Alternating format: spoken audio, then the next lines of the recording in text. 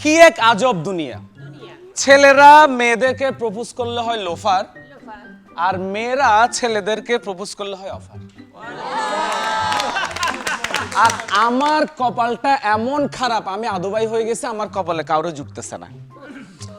আমার কপালটা এমন, ভালোবেসে গেলাম শুধু ভালোবাসা পেলাম না, আশায় আশায় দিন যে গেল আশা পূরণ হলো না। বাহ বাহ, তোমার গানের গলা তো সেই খারাপ।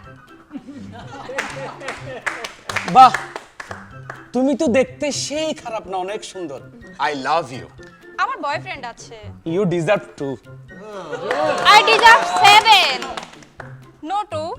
ওকে, আচ্ছা তোমার নাম কি? ভার্সিটিতে সবাই আমাকে বোন বলে ডাকে। ও, তাহলে তুমি সেই বোন যার কারণে ইউনিভার্সিটির সব পোলাপাইন আমাকে দুলাভাই বলে ডাকে।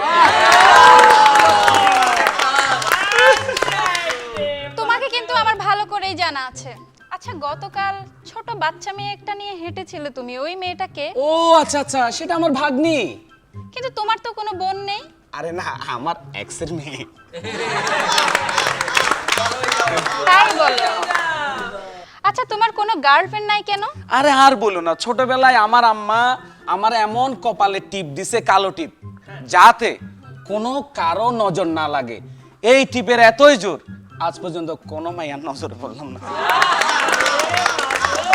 কিন্তু যাই বলো, তুমি কিন্তু আমার মন চুরি করেছো। তোমাকে দেখতে চোরের মতোই লাগে। আচ্ছা, তোমার গার্লফ্রেন্ড চলে গেছে কেন তোমাকে ছেড়ে? আমার গার্লফ্রেন্ড চলে গেছে কারণ হচ্ছে সে আমার হৃদয় ভেঙে দিছে, কিন্তু হৃদয় ভাঙার পর সে আরো বেশি কান্না করছে। কেন কেন? কারণ হচ্ছে আমি তার আইফোন ভেঙে দিছিলাম। জানো, হ্যাঁ। আমার যে এখন রেগুলার বয়ফ্রেন্ড, হ্যাঁ। একদম খাস দিলের বয়ফ্রেন্ড, সে কিন্তু প্রতি রাতে আমার জন্য শায়েরি লিখে পাঠায়। আহ, এত খুশি হওয়ার দরকার নাই। দেখো, ওই শায়েরি সে অন্য কারোর জন্য লিখে। হ্যাঁ?